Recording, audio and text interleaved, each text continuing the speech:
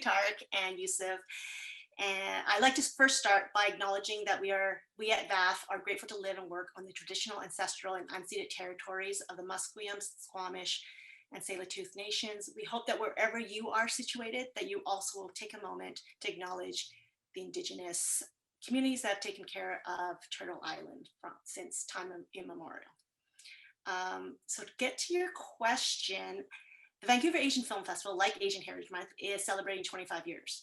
25 years ago, when I started the festival, I really didn't know what I was doing. I just knew that I didn't see anybody like myself anywhere in media, on film, on television.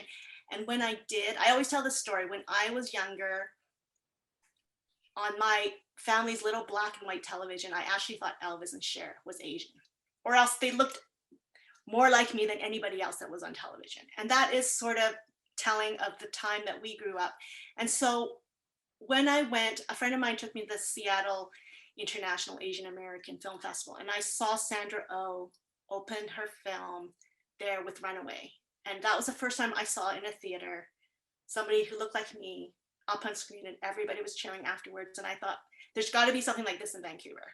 So I came back, I had a short film, and there wasn't anything. And I thought, okay, let's do this. How hard could it be? But as Jasper knows, organizing grassroots events is very time consuming. But there's a passion and there's a group, and we really, over the years, we built a community of filmmakers and storytellers.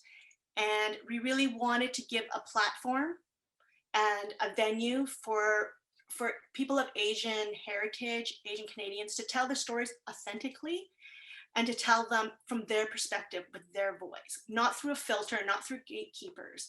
And so when we talk about storytelling, VAF, one of our core beliefs is that storytelling is one of the most effective tools to combat racism.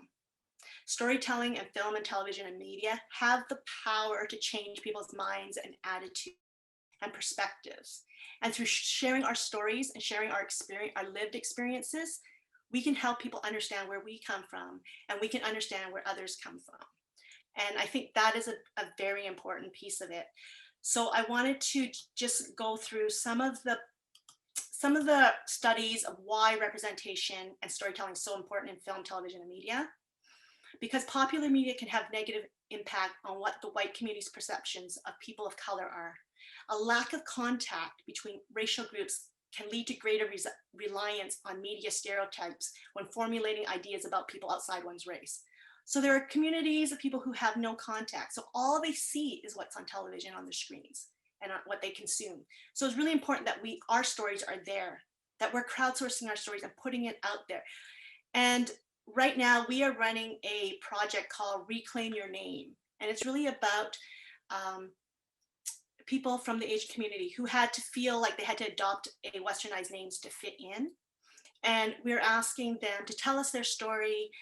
And if they didn't take on a westernized name, did people mispronounce it? Did you always feel this uncomfortableness of telling people your name? So we really think that that's a great place to start, because how easy is it, just because whenever we meet somebody, we start with introducing our names and unpacking what all that means.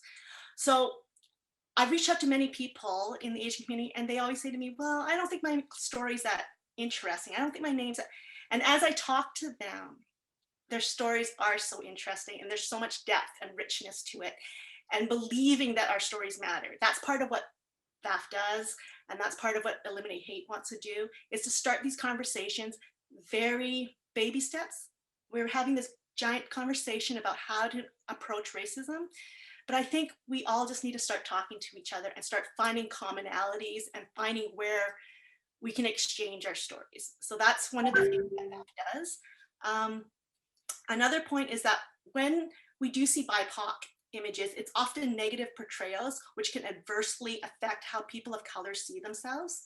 There's studies that show prolonged television exposure predicts a decrease in self-esteem for all boys and girls of color, and an increase in self-esteem for white boys. These differences correlate with the racial and gender biases in Hollywood, which casts only white men as heroes while erasing or subordinating other groups as villains, sidekicks, and sexual objects. So a lot of these stereotypes and the way we're presented gets put into our own minds and into other people who have never really experienced or exchanged, had interactions with communities of color. So it's really important what we see and hear. Another one is that the erasure of people of color in media communicates to the BIPOC that they don't matter, that they are not valued, and they don't exist in society. So part of what we need to tell and talk about, especially to government officials, people who are funding productions and the screen industries, our stories need to be funded. Our stories need to be told. We need to break down that barrier of language and that white colonial view of what is art and what is valued. So that's something else that can be done. And there is, so I'll cut it short, but there's so many racist images that have a cumulative effect on society. And we can't dismiss the media's differential portrayals of racial groups as mere entertainment. We need to seriously look at their impact on our youth and also the greater society, because storytelling media now has become, as we talked about in the first panel, what we're hearing and seeing on online is affecting all of us. And we need to take it back. And how we take it back is to get our stories out there, is to tell our stories, get out there, be on social media, like things, go to Asian Heritage Month, see the artists, support them, get our voices. Because as a community, we have not developed that muscle memory of speaking up and speaking out. What VAF wants to do is build and give opportunities and create pathways and ways to uplift each other, so that when somebody speaks out, you don't have one voice, you have many voices supporting and amplifying and repeating, because only then we can crowd out the other hate with uplifting. Okay. So I just wanted to say, I always go to my parents. As immigrants, watching them is always very inspiring and disheartening at the same time. There are things that, as immigrants, and from the old school, that I don't agree with, but things that they did to survive that I really uphold and want to emulate. So, but for people that on screen, that's something that VAF does, is that we didn't have role models. We didn't see ourselves put up there. And I'm doing this documentary that's been taking me 8 years, but a lot of people in a lot of generations still say Bruce Lee, and even you said Tar, because there hasn't really been anybody there to be there. And I interviewed somebody and he said, you know, it wasn't until Bruce Lee that Asian men could be strong and sexy and, you know, forceful. And who has come? Jackie Chan, yes, and other people, Jet Li, but there really hasn't been somebody North American here that we could aspire to as a community. Sandra Oh is amazing. That's somebody else I would say. She's really led the way. We talk about, and in this, you know, in these last few years, the Asian community has come out to speak up. Daniel Day Kim, Tamlin Tamita has been an amazing friend to VAF. She inspires me, and she was one of the first young Asian women I saw on screen that, you know, that I could say there's some, we're being represented. But I think we need to do more. I think there's much more that needs to be done in terms of role models. I think there's a lot we as a community we keep our head down. We don't want to be, you know, seen. We don't, because people who make waves get get stomped on. So that's part of the community, something that we have to get over. We need to celebrate. We don't just to be critical.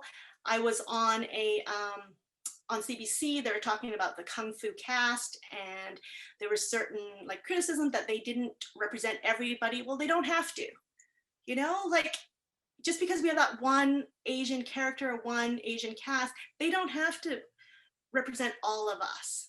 Just the fact that we're seen as human with different and not all the same. We're not monoliths, so that these stories about us should not be just, you know, represent all of us, and we have to have all these different personalities.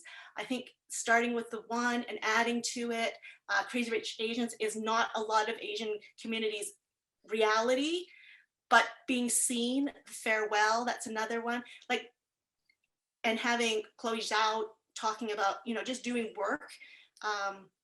So we just need these people to do and be accepted for who they are and what story they want to tell, not be ghettoized with their storytelling, but also when they do want to tell a story about the community and bring somebody who looks like them up on the screen to give them that opportunity. So I say that there's a lot of people doing a lot of good work. I think we all need to help them and support them.